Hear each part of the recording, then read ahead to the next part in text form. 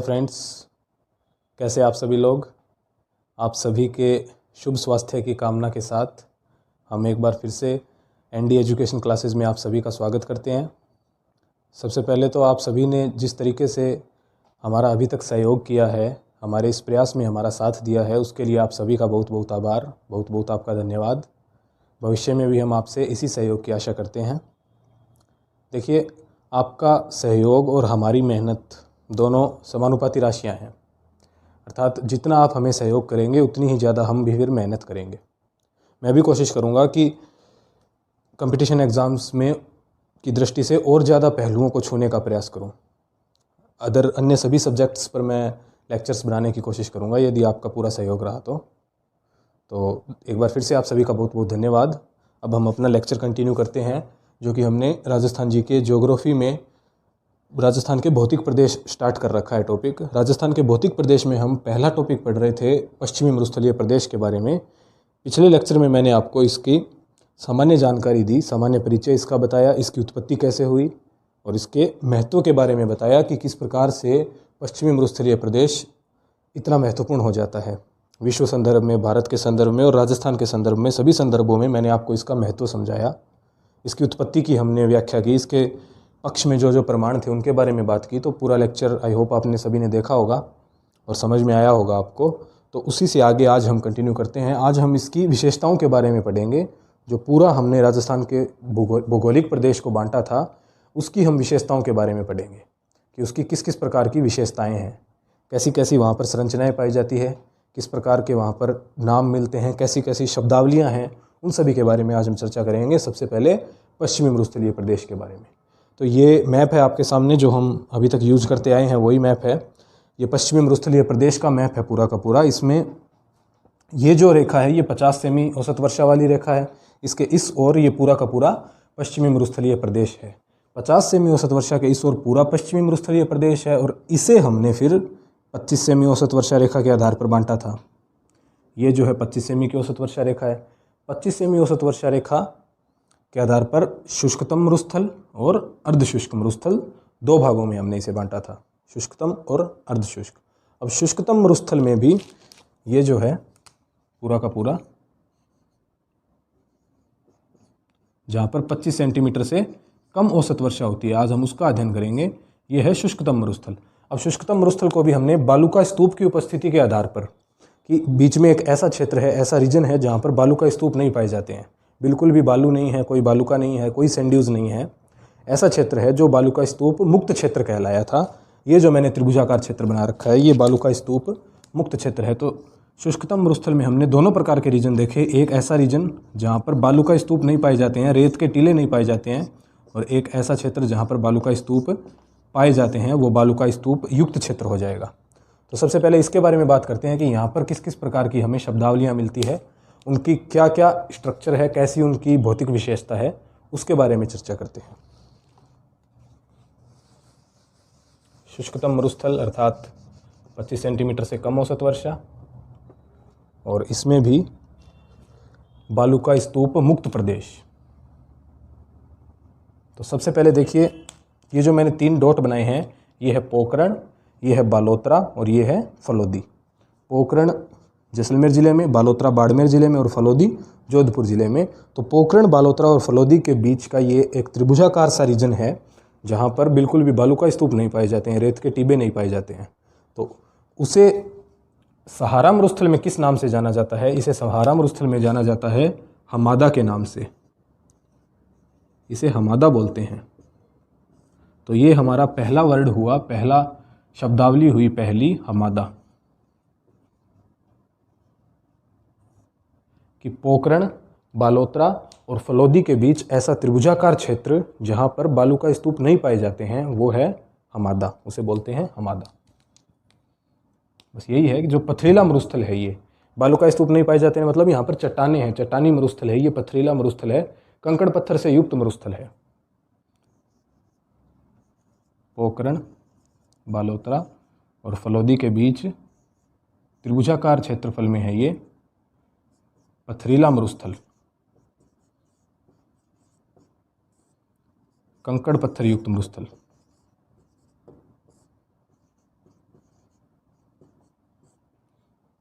ठीक है, तो ये पहली हमारी शब्दावली हुई हमादा। अब इसके आगे बात करते हैं सीज। देखिए, कल जब मैंने आपको इसका महत्व बताया था तो इसके बारे में हमने चर्चा की थी कि विश्व में सर्वाधिक सौर ऊर्जा उत्पादन की संभावना जो है वो राजस्थान के इसी थार के मरुस्थल वाले पश्चिमी मरुस्थलीय वाले भाग में है, सबसे ज़्यादा सौर ऊर्जा उत्पादन की संभावना। तो इसी को नज़र में रखते हुए राज्य सरकार ने इस क्षेत्र में एक प्रोजेक्ट शुरू कर रखा है जिसका नाम है सीज। इसका अर्थ है सोलर एनर्जी एंटरप्राइजेज जोन, अर्थात ऐसा क्षेत्र जहां पर बहुत ही ज़्यादा सौर ऊर्जा उत्पादन की संभावना है। इस पूरे क्षेत्र में भी ये पर्टिकुलर क्षेत्र ऐसा है जहां पर सीज प्रोग्राम चला रखा है कि वहां पर और भी ज़्यादा सौर ऊर्जा उत्पादन की संभावना है और वहां पर उत्पादन का कार्य हो रहा है। हम सौर ऊर्जा का उत्पादन वहां पर कर रहे हैं। तो ये सीज प्रोजेक्ट इस क्षेत्र में चलाया हुआ है हमादा में ही। इसी हमादा में पोखरण, बालोतरा और फलोदी के बीच जो ये पथरीला चट्टानी मरुस्थल है, इसी में सीज प्रोग्राम चल रहा है। सीज प्रोजेक्ट हमादा में ही स्थापित किया गया है, हमादा में ही स्थापित किया गया है। ठीक है, तो ये दूसरा हमारा टर्मिनोलॉजी हुआ सीज, सोलर एनर्जी एंटरप्राइजेज जोन, ऐसा क्षेत्र जहाँ से बहुत ज़्यादा संभावना है सौर ऊर्जा उत्पादन की और कार्य भी चल रहा है। गवर्नमेंट का प्रोजेक्ट है, हमादा में स्थापित किया हुआ है। हमादा क्या है? पोखरण, बालोतरा, फलोदी के बीच त्रिभुजाकार एरिया जहां पर बालू का स्तूप नहीं पाया जाता है, चट्टानी मरुस्थल है, पथरीला मरुस्थल है। ये हमने दो शब्द देखे, हमादा और सीज।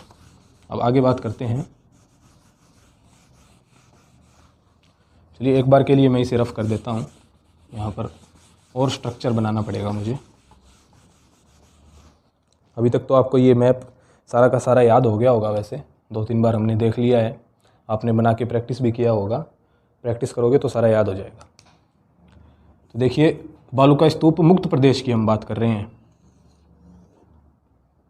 तो ये मान लीजिए आप पूरा का पूरा वही प्रदेश है, बालू का स्तूप मुक्त त्रिभुजाकार। ये पोखरण हो गया, ये बालोतरा और ये फलोदी।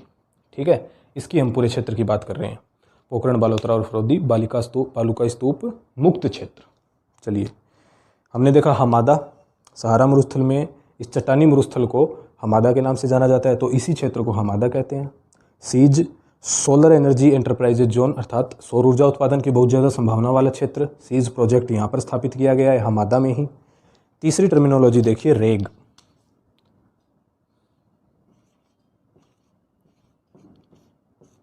रेग क्या होता है?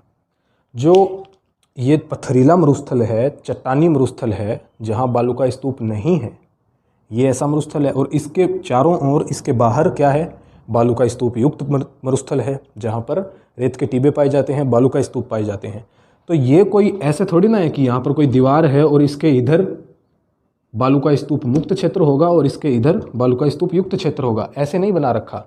ये बस एक बीच में रीजन है और ये रीजन यहाँ पर है। तो जो इनके बीच का जो ट्रांजिशन रीजन होता है, संक्रमण क्षेत्र जो होता है, वहाँ पर दोनों के गुण पाए जाते हैं। अर्थात इस क्षेत्र में इसके पास पास, मतलब चारों ओर ही इसके पास पास थोड़ा सा भाग चट्टानी मरुस्थल का भी मिलता है और थोड़ा सा भाग रेतीले मरुस्थल का भी मिलता है, अर्थात मिश्रित मरुस्थल मिलता है। भाई, इसके आसपास मिश्रित मरुस्थल मिलेगा क्योंकि ये खुद तो चट्टानी मरुस्थल है और इसके आगे सारा का सारा रेतीला मरुस्थल है, तो इसके बीच में मिश्रित मरुस्थल मिलेगा। कुछ गुण चट्टानी मरुस्थल के भी होंगे और कुछ गुण रेतीले मरुस्थल के भी होंगे। तो इस मिश्रित मरुस्थल को क्या बोला जाता है? रेग। तो बस रेग के बारे में यही शब्द ज़्यादा ध्यान रखना है आपको कि रेग जो है वो एक मिश्रित मरुस्थल है और कुछ नहीं है। मिश्रित शब्द की पॉइंट है रेग में, ये आपको याद रखना है। ये हमारा तीसरी शब्दावली हुई रेग। अब नेक्स्ट देखते हैं मगरा, कि मगरा क्या होता है।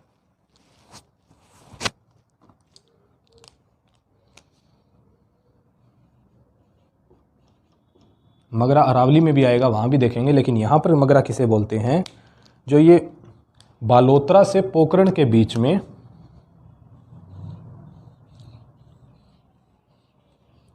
बालोतरा से पोखरण के बीच में बहुत सारी टूटी फूटी छोटी छोटी अवशिष्ट पहाड़ियाँ हैं।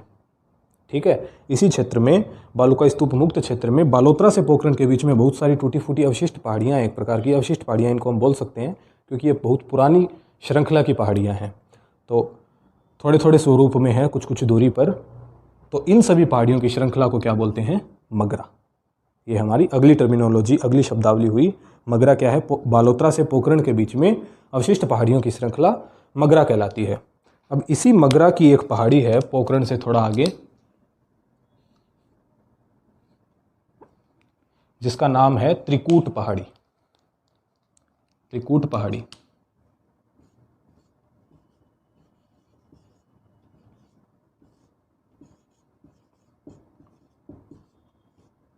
त्रिकूट पहाड़ी, मगरा पहाड़ियों की श्रृंखला में एक आगे पहाड़ी है त्रिकूट पहाड़ी, जिसका नाम है ये त्रिकूट पहाड़ी।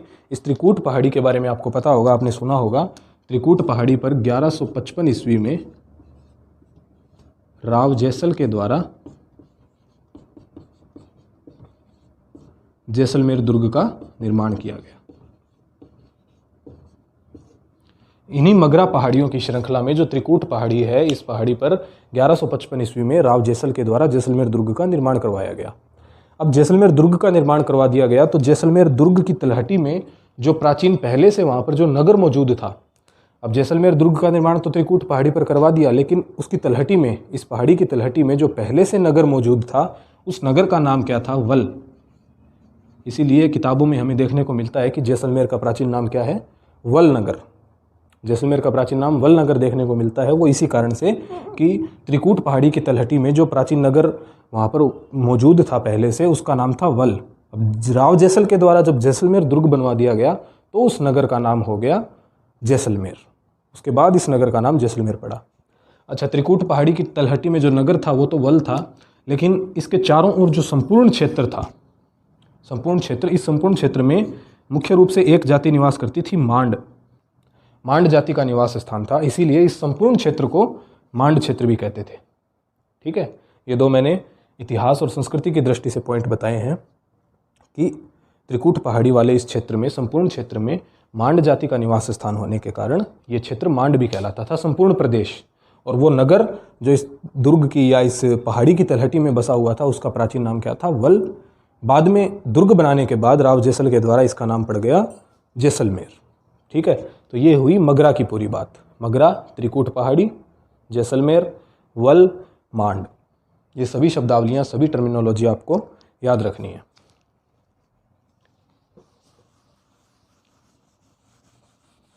इसके बाद एक शब्द आता है हमारे पास, लाठी सीरीज। काफ़ी इंपॉर्टेंट है। लाठी सीरीज क्या चीज़ है?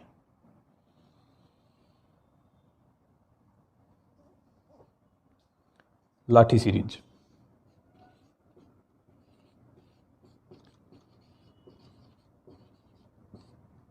ये एक लाठी गांव है पोखरण से ही पूर्व में। लाठी गांव है एक। लाठी गांव में क्या है कि लाठी गांव में धरती के अंदर, जमीन के अंदर एक भूगर्भिक जल पट्टी है, अर्थात जमीन के अंदर भूमिगत जल भंडार है।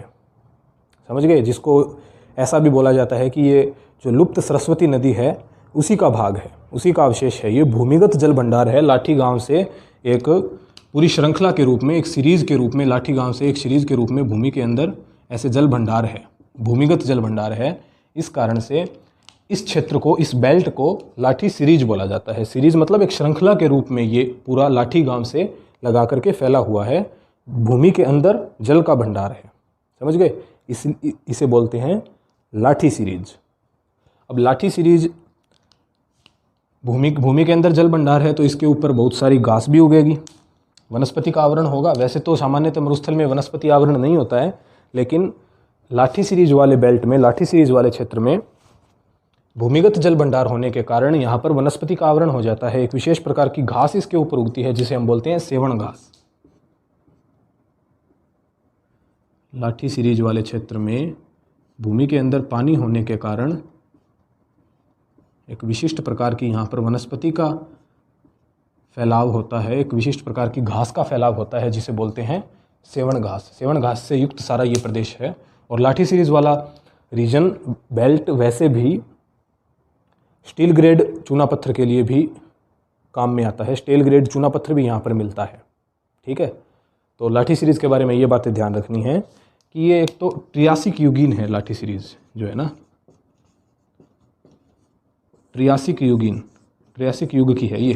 ट्रियासिक युग की भूमिगत जल भंडार की ये बेल्ट है जो स्टील ग्रेड चूना पत्थर के लिए भी उपयोगी है और भूमिगत जल भंडार होने के कारण ऊपर वनस्पति का भी आवरण है। अब वैसे तो मरुस्थल में कहीं पर वनस्पति होती नहीं है, लेकिन लाठी सीरीज वाले क्षेत्र में मरुस्थल में वनस्पति होने के कारण ऐसा लगता है दूर से देखने पर कि यहाँ पर कोई बहुत बड़ा बाग है, कोई उद्यान है। इसे बोलते हैं मिराज या मरु उद्यान जिसे हम बोलते हैं, इसे बोला जाता है मिराज या फिर अरबी में नखलिस्तान या अंग्रेजी में ओएसिस।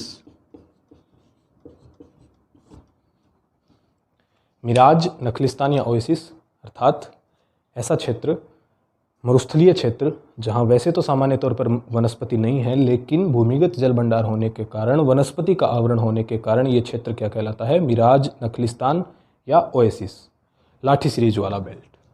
तो ये हुआ अपना पश्चिमी मरुस्थलीय प्रदेश के शुष्कतम मरुस्थल का बालुका स्तूप मुक्त क्षेत्र। हमने कंप्लीट बालुका स्तूप मुक्त क्षेत्र देखा कि इसमें किस प्रकार के टर्म्स मिलते हैं, किस प्रकार की शब्दावलियाँ मिलती हैं। अब हम बात करते हैं बालुका स्तूप युक्त क्षेत्र के बारे में।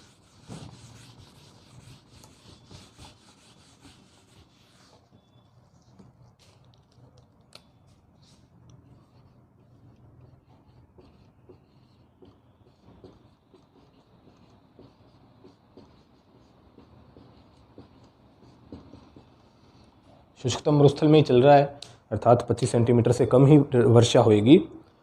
बालुका स्तूप युक्त अर्थात यहाँ पर बालुका स्तूप पाए जाएंगे। बालुका स्तूप पाए जाएंगे मतलब हमें यहाँ पर बालुका स्तूपों के बारे में ही पढ़ना है कि बालुका स्तूप किस किस प्रकार के होते हैं, कैसे कैसे प्रकार के यहाँ बालुका स्तूप मिलते हैं, इसके बारे में पढ़ना है। तो सबसे पहले बालुका स्तूपों के दो प्रकार देखते हैं। पहला तो है अनुदैर्ध्य और दूसरा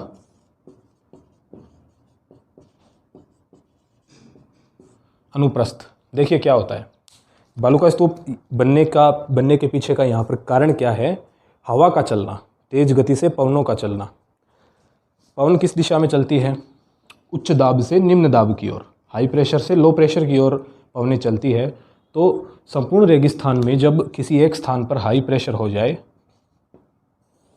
और दूसरे स्थान पर लो प्रेशर हो जाए तो हाई प्रेशर से लो प्रेशर की ओर पवनें चलेंगी।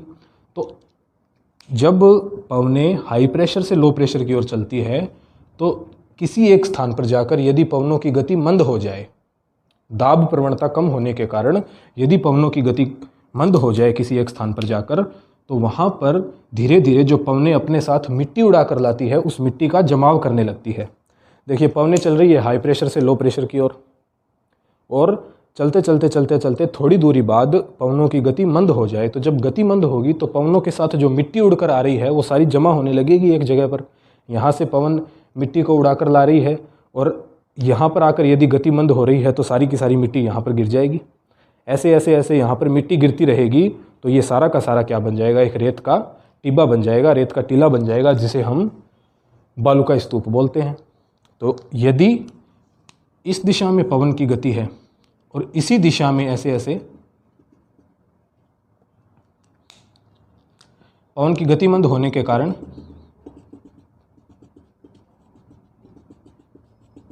इसी दिशा में इस प्रकार से यदि रेत के टीले का निर्माण हो जाए, बालुका स्तूप का निर्माण हो जाए पवन की दिशा में ही, पवन की दिशा के समानांतर ही, तो इसे हम बोलते हैं अनुदैर्ध्य बालुका स्तूप। इसे क्या बोला जाता है? अनुदैर्ध्य बालुका स्तूप। कि यदि पवन की जो गति की दिशा है उसी दिशा में बालुका स्तूप का निर्माण हो जाए, इसे बोला जाता है अनुदैर्ध्य बालुका स्तूप। ठीक है, अब देखते हैं अनुप्रस्थ बालुका स्तूप।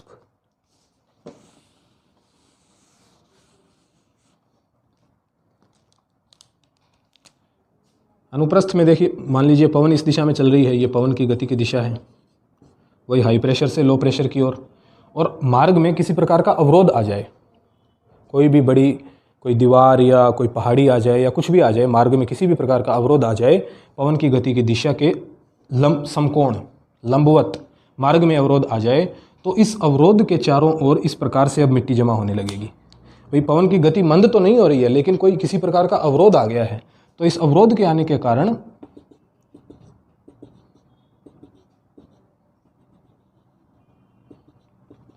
इस तरीके से अब इस अवरोध के सहारे पवन की गति की दिशा के लंबवत, ये देखिए इस प्रकार से पवन की ये दिशा है और इस प्रकार से अवरोध आने के कारण इसके सहारे इस प्रकार से मिट्टी का जमाव हो रहा है, बालू का स्तूप बन रहा है। तो ये लंबवत बालू का स्तूप बन रहा है, तो इस कारण इसे बोलते हैं अनुप्रस्थ बालू का स्तूप। ठीक है, अनुदैर्ध्य देखा हमने पवन की गति की दिशा के ही समानांतर, और अनुप्रस्थ पवन की दिशा के लंबवत समकोण पर बनने वाला बालू का स्तूप। ये दो प्रकार के हमने बालू का स्तूप देखे पवन की दिशा के अनुसार। अब पवन की दिशा के अनुसार तो ये दो ही प्रकार के बालू का स्तूप बनते हैं, मतलब सभी बालू का स्तूप या तो अनुप्रस्थ होंगे या अनुदैर्ध्य होंगे। इसके अलावा कुछ विशिष्ट प्रकार के बालू का, अच्छा इस प्रकार के बालू का स्तूप किस क्षेत्र में ज़्यादा पाए जाते हैं वो भी देख लेते हैं। जो अनुदैर्ध्य हमने देखा था पहले प्रकार का, वो अंतर्राष्ट्रीय सीमा के सहारे ज़्यादा मिलता है, अर्थात जैसलमेर। अनुदैर्ध्य की मैं बात कर रहा हूँ, बीकानेर और एक गंगानगर जिले में सूरतगढ़ वाला क्षेत्र, इस क्षेत्र में अनुदैर्ध्य बालू का स्तूप ज़्यादा देखने को मिलते हैं, ज़्यादा पाए जाते हैं अनुदैर्ध्य बालू का स्तूप। अनुप्रस्थ बालू का स्तूप किस क्षेत्र में ज़्यादा पाए जाते हैं, तो बाड़मेर और जोधपुर में।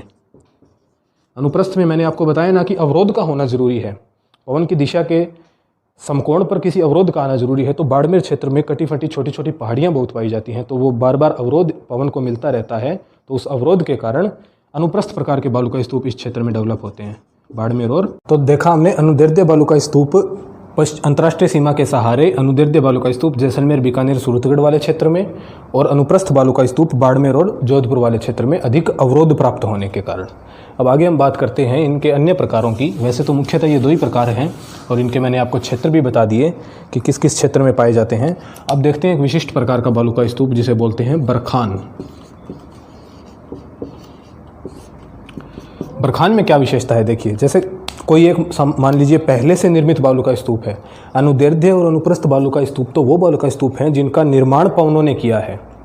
अब ऑलरेडी कोई बालू का स्तूप बना हुआ है, चाहे अनुप्रस्थ हो चाहे अनुदैर्ध्य हो, उससे कोई फर्क नहीं पड़ता। मान लीजिए कोई बालू का स्तूप इस प्रकार से बना हुआ है। अब क्या होगा कि हमारे यहाँ आपने देखा होगा कि पवनें ऐसे हमेशा एक दिशा से थोड़ी ना चलती है, कई बार यूं यूं यूं यूं ऐसे भी पवनें चलती हैं, जिनको हम अपनी सामान्य भाषा में बबूलिया बोलते हैं। तो जब बबूलिया आता है तब क्या होता है, देखिए ये इस तरीके से ऐसे पवने ऐसे मिट्टी को उड़ा कर ले जाएगा दोनों ओर से। मान लीजिए ये पहले से कोई रेत का टीला बना हुआ है। देखिए ऐसे मैं आपको समझाता हूँ।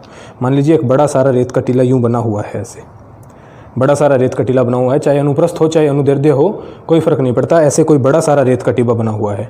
अब इस ओर इस टीबे के आगे जोरदार बम्बूलिया आया, हवा का बहुत तेज़ झोंका आया, तो वो इसके आगे की मिट्टी थोड़ी इस तरफ से उड़ा के ले जाएगा और थोड़ी इस तरफ से उड़ा के ले जाएगा, इसके आगे वाली मिट्टी। कुल मिलाकर बात यह है कि जो अंत में मिट्टी उड़ाने से संरचना जो बचेगी वो इस प्रकार की बचेगी।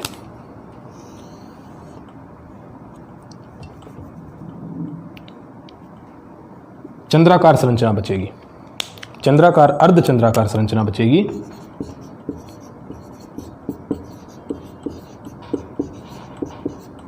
अर्धचंद्राकार संरचना बचेगी। ऐसी संरचना वाले इस रेत के टीले को क्या बोलते हैं, इस बालू का स्तूप को क्या बोलते हैं, बरखान। ठीक है, ये हुआ बरखान बालू का स्तूप की पहले से निर्मित किसी रेत के टीबे के आगे से पवनों द्वारा, बम्बूलिया द्वारा जब मिट्टी हटा दी जाती है तो अर्धचंद्राकार स्वरूप में जो रेत का टीबा बचेगा, जो बालू का स्तूप बचेगा, उसे बोलते हैं बरखान।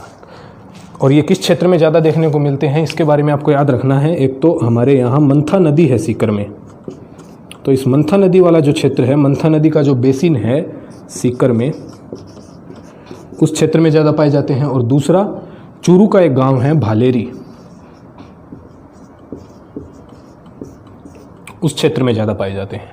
वैसे तो ये दोनों ही क्षेत्र अर्धशुष्क मरुस्थल में आ रहे हैं, लेकिन फिर भी उस क्षेत्र में इस प्रकार का विशिष्ट प्रकार का ये बरखान प्रकार का बालू का स्तूप पाया जाता है, इसलिए इनका नाम मेंशन करना जरूरी है।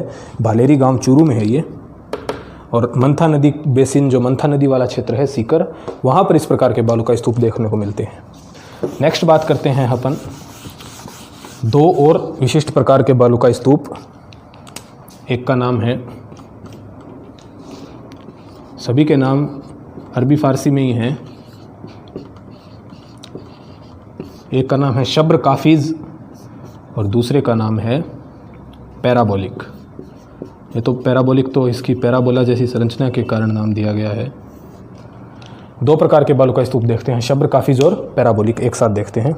देखिए शब्र काफिज में क्या होता है, मान लीजिए ये कोई रेगिस्तान में कोई झाड़ी खड़ी है,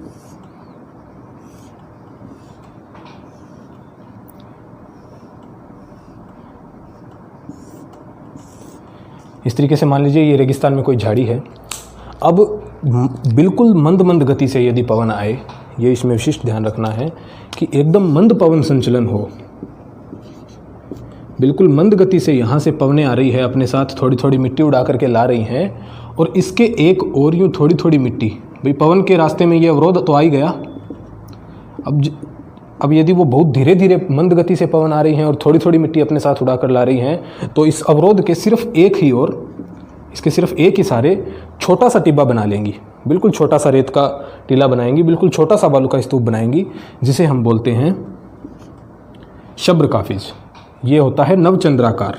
नवचंद्राकार अर्थात अर्धचंद्राकार से छोटा। अर्धचंद्राकार तो था बरखान, लेकिन बहुत छोटा सा, एकदम छोटा सा बालू का स्तूप बनेगा झाड़ी के सिर्फ एक और मंद पवन संचलन से, उसे नवचंद्राकार होगा आकार में, उसे बोलते हैं शब्र काफिज। ठीक है।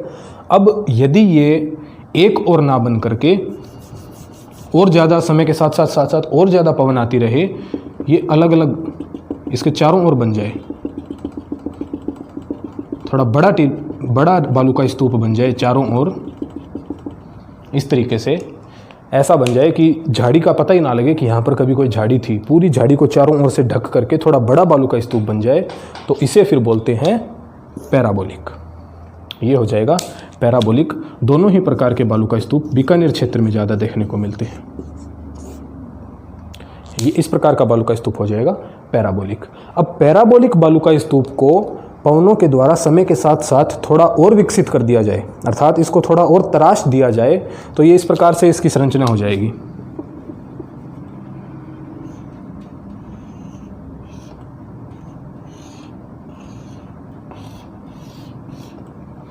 दिख रही है आपको, ये ऐसी संरचना है, इस प्रकार की संरचना हो जाएगी। एक प्रकार से स्टार के जैसी संरचना हो जाएगी, तारानुमा संरचना हो जाएगी। तो इस प्रकार के बालू का स्तूप को बोलते हैं तारानुमा बालू का स्तूप। ये अपने सारे बालू का स्तूप के प्रकार हुए, 6 प्रकार जितने भी हैं।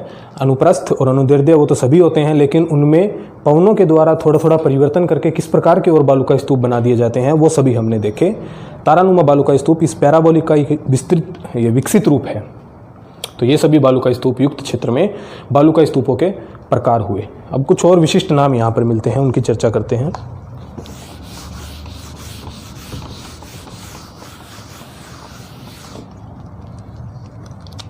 देखिए, एक नाम मिलता है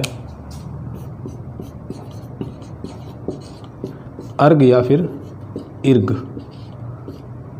दोनों ही नाम इसके मिलते हैं। ये क्या होता है, देखिए, मान लीजिए कोई बहुत बड़ा ऐसा क्षेत्र है जहाँ पर बिल्कुल भी वनस्पति नहीं है, जीरो वनस्पति है, किसी भी प्रकार की वनस्पति का आवरण नहीं है, बिल्कुल जीरो वनस्पति वाला क्षेत्र है। तो इस क्षेत्र में क्या होगा कि बहुत लंबे समय के साथ साथ, कुछ 1-2 दिन या 1-2 महीने में नहीं, 5-7 महीनों तक धीरे धीरे एक ही दिशा में पवनें चलती रहेंगी, कभी तेज़ तो कभी मंद।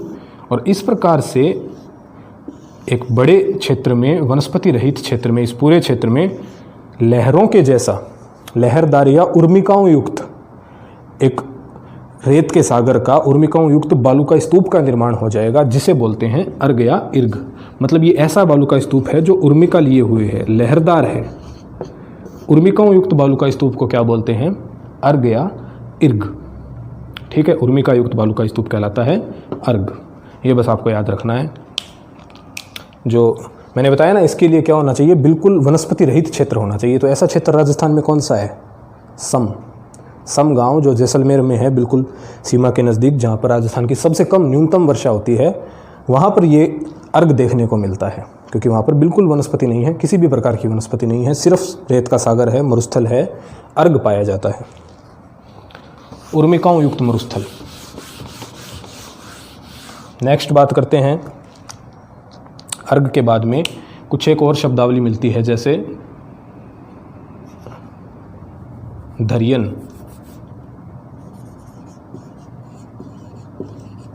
या नेटवर्क बालू का स्तूप। नेटवर्क बालू का स्तूप क्या होते हैं? जैसे देखिए, ये एक बालू का स्तूप है। मान लीजिए यहाँ से बहुत तेज गति से पवन आई और इस पूरे के पूरे बालू का स्तूप को ही उठा करके आगे ले गई, अर्थात यहाँ पर एक नया बालू का स्तूप बन गया। ये बालू का स्तूप नया क्या बन गया? ये पूरा का पूरा बालू का स्तूप उठकर यहाँ आ गया। अब यहाँ भी बहुत तेज गति से पवन आई और ये बालू का स्तूप उठ करके पूरा का पूरा यहाँ आ गया। तो ये क्या हो रहा है? बालू का स्तूप का स्थानांतरण हो रहा है। बालू का स्तूप एक जगह से दूसरे जगह पर स्थानांतरित हो रहे हैं। तो स्थानांतरित होने वाले ये बालू का स्तूप क्या कहलाते हैं? धरियन। जैसलमेर क्षेत्र में मिलते हैं। जैसलमेर क्षेत्र में इन्हें धरियन बोलते हैं, स्थानांतरित होने वाले बालू का स्तूप। कि एक जगह से दूसरी जगह पर बहुत तेज गति से पवन आने के कारण ये स्थानांतरित हो गए, तो इनको बोलते हैं धरियन। और ऐसे बालू का स्तूप एक लंबी श्रृंखला में मिलना, बड़े एकदम नेटवर्क, एक जाल के जैसे मिल जाए, तो वो क्या कहलाते हैं? नेटवर्क बालू का स्तूप। ठीक है, धरियन बालू का स्तूप अर्थात स्थानांतरण होने वाले बालू का स्तूप, और ऐसे बालू का स्तूप लंबी श्रृंखला में मिल जाएं तो वो क्या कहलाएंगे? नेटवर्क बालू का स्तूप। ये दोनों शब्दावलियां और हुई। अब एक शब्द और मिलता है यहाँ पर, कारवा, या फिर इसी को बोलते हैं गासी। अरबी में इसको गासी बोलते हैं। कारवा या गासी क्या होता है भाई? बालू का स्तूपों के बीच का मार्ग। प्राचीन समय में जब लोग पूरे पूरे झुंड में एक स्थान से दूसरे स्थान पर जाते थे पैदल, तो पूरे बालू का स्तूप को पार करके, यहाँ बहुत बड़ा बालू का स्तूप बना हुआ है, इस पूरे को पार करके जाना मुश्किल है, या जाना ज़्यादा आसान होगा, या इसके बीच में से इस रास्ते से जाना आसान होगा? तो लोग क्या करते? बालू का स्तूप के बीच में से जो पगडंडी बनती है, उस रास्ते से जाना ज़्यादा उचित समझते, ज़्यादा आसान होता। तो इस रास्ते को क्या बोलते हैं? कारवा या गासी। दो बालू का स्तूप के मध्य का पैदल चलने का मार्ग क्या कहलाता है? कारवा या गासी। तो ये हमने बालू का स्तूपों के बारे में सारी शब्दावलियाँ पढ़ी। अब थोड़ी सी यहाँ पर संरचनात्मक शब्दावलियाँ और है, उनका भी अध्ययन करते हैं।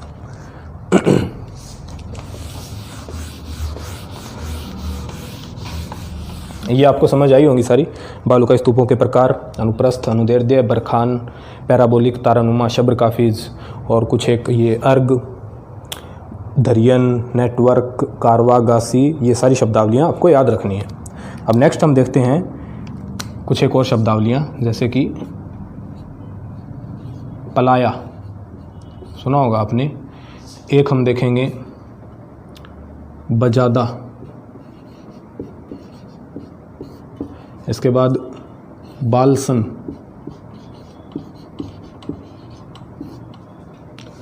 खड़ीन और टाड, या फिर इसी को बोलते हैं डांड, और एक शब्दावली है रन। इनके बारे में डिस्कस करते हैं एक साथ, फिर अपना ये टॉपिक कंप्लीट। देखिए, मरुस्थल में मान लीजिए कहीं पर कोई ऐसी संरचना है, जैसे मान लीजिए कोई पहाड़ी है, ये पहाड़ी है एक मरुस्थल में, और इसके नीचे ये सारा मरुस्थली एरिया है। ये पूरी की पूरी पहाड़ी है और ये मरुस्थल है, और ये कोई पहाड़ी है। तो वर्षा ऋतु में क्या होता है? जब वर्षा होती है, वर्षा ऋतु में जब वर्षा होगी तो ये पानी इस पहाड़ी पर गिर करके सारा का सारा नीचे आएगा।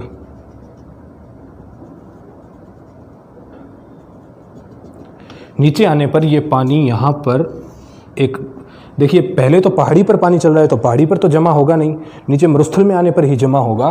तो इस मरुस्थल में ये यहाँ पर कोई गड्ढा इसको मिल जाता है और यहाँ पर ये पानी इकट्ठा हो जाता है, अर्थात वर्षा आने पर एक अस्थायी झील का निर्माण हो जाता है। ये झील स्थायी नहीं है, ये अस्थायी है, क्योंकि जब वर्षा आएगी तो पहाड़ी पर से पानी चल कर आएगा तभी ये झील बनेगी। तो इस अस्थायी झील को क्या बोलते हैं? पलाया। पलाया के लिए की पॉइंट याद रखना है आपको, अस्थायी झील, स्थायी नहीं है, ये अस्थायी है। अब पलाया तो झील बन गई, चलो ठीक है, लेकिन जब पहाड़ी पर से पानी सारा चल कर के नीचे आएगा तो ये अपने साथ साथ कुछ कंकड़ पत्थर भी लाएगा। तो जैसे ये पानी अपने साथ चल कर आ रहा है तो यहाँ पर इस क्षेत्र में बहुत सारे कंकड़ पत्थरों का जमाव हो जाएगा। पानी तो नीचे इकट्ठा हो गया, पलाया झील बन गई, लेकिन यहाँ पर जिन कंकड़ पत्थरों का जमाव होगा इसे बोलते हैं बजादा। जो दूसरा टर्म मैंने लिखा है बजादा, इन कंकड़ पत्थरों का जमाव वाला ये क्षेत्र कहलाता है बजादा। पलाया के बिल्कुल समीप बहुत सारे कंकड़ पत्थरों का जमाव हो जाएगा, वो कहलाता है बजादा। अब जब वर्षा समाप्त हो जाएगी और पलाया झील सूख जाएगी, वर्षा समाप्त होने के बाद मरुस्थल में और तो कोई सोर्स है नहीं पानी का, तो जब पलाया सूख जाएगी तो पलाया के सूखने से जो बिल्कुल नमी युक्त मिट्टी बनेगी, जो दलदली सी मिट्टी बनेगी, वो क्या कहलाती है? बालसन। पलाया के सूखने पर जो क्षेत्र बचेगा, जो दलदली मिट्टी युक्त जो क्षेत्र बचेगा, वो क्या कहलाता है? बालसन। तो हमने 3 टर्म्स देखी, पलाया, बजादा और बालसन। समझ में आया सभी को कि क्या होता है? अस्थायी झील पलाया, पलाया के सूखने पर बालसन, और पलाया के किनारे पर कंकड़ पत्थरों का जमाव युक्त क्षेत्र बजादा। अब खड़ीन क्या होता है देखिए। खड़ीन मान लीजिए वर्षा ऋतु में या किसी भी प्रकार से ऐसे पानी चलता हुआ आ रहा है कहीं से भी।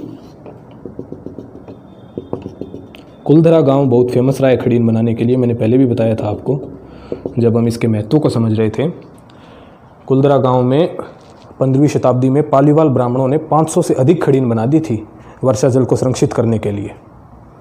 तो ये खड़ीन क्या होता है देखिए, मान लीजिए ऐसे एक तरफ से पानी चलता हुआ आ रहा है किसी पहाड़ी पर से या किसी भी क्षेत्र में ऐसे पानी चलता हुआ आ रहा है। इसको क्या करेंगे ये गांव वाले, इसके 3 ओर, भाई एक ओर से तो पानी खुद ही आ रहा है, इसके 3 ओर ऐसे एनीकट बना देंगे पानी को रोकने के लिए। एनीकट अर्थात ऐसे बांध बना देंगे, इसको पानी को यहाँ पर रोक देंगे। ये पूरा का पूरा इन्होंने पानी को रोकने के लिए ऐसे 3 ओर इसके ऐसे एक दीवार बना देते हैं। दीवार मिट्टी की भी हो सकती है, ये किसी भी प्रकार का, बस इसको रोकना है पानी को ऐसे रोक देते हैं एनीकट बना करके।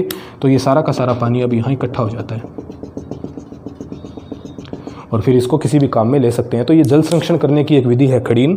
प्राचीन समय में बनती थी, कुलधरा गांव फेमस रहा है, मैंने आपको बताया। तो ये है खड़ीन, ठीक है। अब बात करते हैं टाड या डांड और रन के बारे में। मैंने आपको बताया पलाया क्या होता है कि मरुस्थल में पाई जाने वाली अस्थायी झीलें पलाया है। तो जो स्थायी झीलें होती है वो क्या कहलाती है? टाड। स्थायी झीलें मतलब जो नेचुरली बनी हुई हैं, बहुत प्राचीन समय से बनी हुई है। स्थायी झीलें जो सिर्फ वर्षा ऋतु पर निर्भर नहीं करती, बहुत बड़ी झीलें होती हैं। जैसे हमारी मरुस्थल की जो भी झीलें हैं, सांभर, पचभद्रा, डीडवाना, ये सारी की सारी टाड के ही उदाहरण हैं। ये स्थायी झीलें हैं, पलाया नहीं है, पलाया अस्थायी झीलें होती हैं। ये स्थायी झीलें हैं, टाड के उदाहरण हैं। अब यदि टाड सूख जाए तो क्या होगा? भी पलाया अस्थायी झील है, अगर ये सूख जाए तब क्या होगा? तब तो बालसन बन जाएगा। और यदि स्थायी झील जिसे टाड बोलते हैं वो सूख जाए तो क्या बनेगा? रन। भाई स्थायी झील के सूखने से क्या बन जाएगा? रन बन जाएगा। कोई भी स्थायी झील सूख जाए तो वो क्या बनेगा? रन। जैसे जोधपुर में बाप एक झील थी जोधपुर में, लेकिन सूख गया ये क्षेत्र, तो ये अब क्या बन गया? बापरन, दलदली भूमि हो गई बापरन, जिसको आज हम बोलते हैं जोधपुर में। एक जैसे पोखरण, जैसलमेर वाला ही, तो ये भी क्या है? दलदली युक्त भूमि है, नमी युक्त भूमि है, टाड के सूखने से बनी है। पहले स्थायी झील थी, ये सूख गया तो अब ये क्षेत्र क्या हो गया? रन हो गया, बापरन और पोखरण। तो ये सारी शब्दावलियाँ हमने देखी बालुका स्तूप युक्त मरुस्थल में। तो हमने बालुका स्तूप मुक्त मरुस्थल किया, बालुका स्तूप युक्त भी किया, जहाँ बालुका स्तूप नहीं पाए जाते वो भी किया, जहाँ बालुका स्तूप पाए जाते हैं वो भी कर लिया। अर्थात शुष्कतम मरुस्थल हमने कंप्लीट किया, जहाँ 25 सेंटीमीटर से कम औसत वार्षिक वर्षा होती है।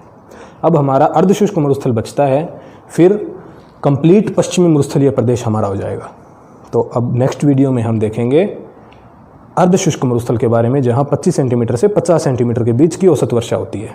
तो हमसे जुड़े रहने के लिए धन्यवाद, आपका सहयोग बना रहे। Thank you.